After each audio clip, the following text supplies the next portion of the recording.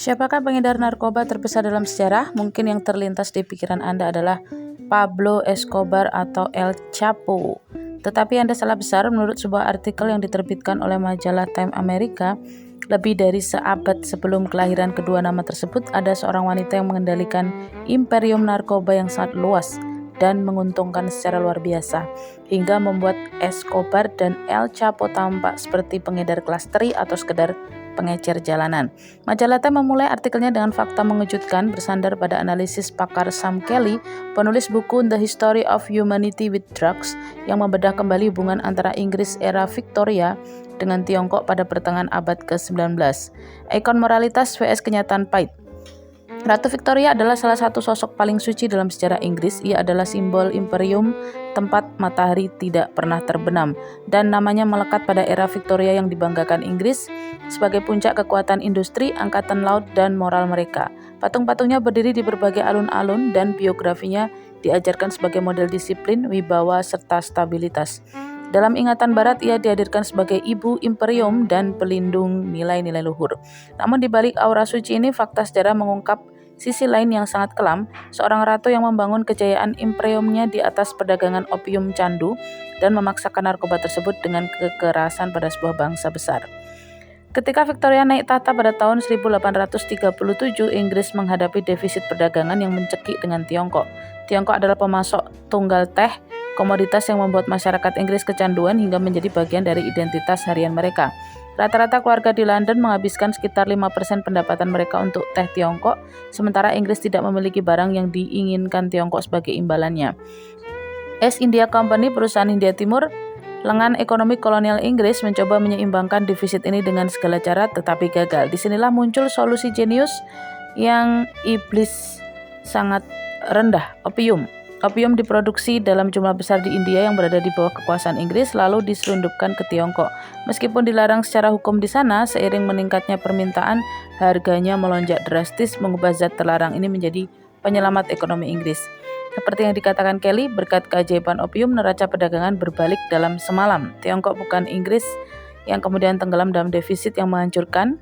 Pemerintah Tiongkok tidak tinggal diam. Kaisar Dao Guang menyadari negaranya sedang dihancurkan perlahan, lalu menunjuk Komisaris Lin Yexu yang tegas untuk memberantas perdagangan opium. Lin melakukan reformasi bea cukai yang ketat, menyita muatan besar opium Inggris, dan menulis surat kepada Ratu Victoria dengan penuh kepedihan, "Di mana hati nurani Anda?"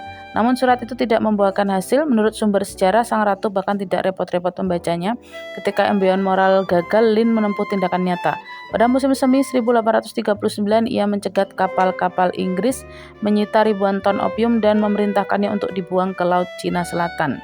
Wajah asli imperium disebut Perang Opium. Disinilah wajah asli imperium Eropa terungkap. Inggris tidak mencoba bernegosiasi atau menghormati kedaulatan hukum Tiongkok. Sebaliknya, mereka menganggap kejadian itu sebagai serangan terhadap kebebasan berdagang. Padahal perdagangan tersebut ilegal dan haram di dalam Tiongkok sendiri. Inggris memutuskan untuk memaksakan opium melalui kekuatan militer pada tahun 1840. Mereka mengirim armada modern yang terdiri dari 40 kapal perang dan 19.000 tentara. Dilengkapi meriam canggih dan kapal uap menghadapi tentara Tiongkok yang masih menggunakan senjata tradisional. Mereka membombardir pelabuhan, menghancurkan benteng, memberlakukan blokade ketat, dan memaksa Tiongkok menyerah. Perjanjian Nanking, pendudukan sebuah bangsa. Pada tahun 1842, Tiongkok dipaksa menandatangani Perjanjian Nanking, sebuah perjanjian penyerahan diri tanpa negosiasi yang isinya: 1. Menyerahkan Hong Kong kepada Inggris. 2. Membuka pelabuhan-pelabuhan Tiongkok secara paksa. 3. Membayar ganti rugi finansial yang sangat besar. 4. Menerima kelanjutan perdagangan opium. Perjanjian-perjanjian berikutnya meresmikan perdagangan opium secara legal. Artinya Tiongkok dipaksa melegalkan penjualan narkoba yang sebelumnya mereka larang di bawah ancaman moncong meriam.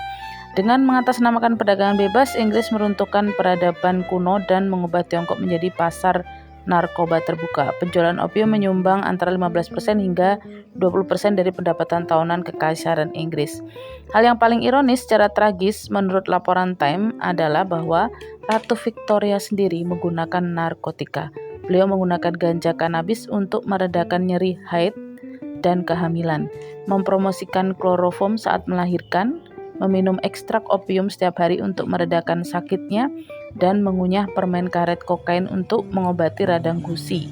zat-zat yang saat itu disajikan sebagai pengobatan kelas atas. Ratu yang dikultuskan di Inggris hingga hari ini sebagai simbol moralitas dan keagungan, pada kenyataannya memimpin sebuah imperium yang lebih mirip dengan kartel atau geng daripada negara beradab. Ia memaksakan opium kepada seluruh bangsa dengan kekuatan militer dan menjadikan narkoba sebagai pilar ekonomi serta kejayaan. Oke, artikel ini bersumber dari majalah Time Amerika Serikat yang di situ menceritakan sejarah dari perang opium di Nanking. The History of Humanity with Drugs, yang membedah kembali hubungan antara Inggris era Victoria dengan Tiongkok pada pertengahan abad ke-19.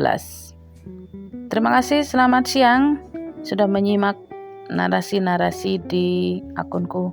Thank you teman-teman, saya tunggu respon.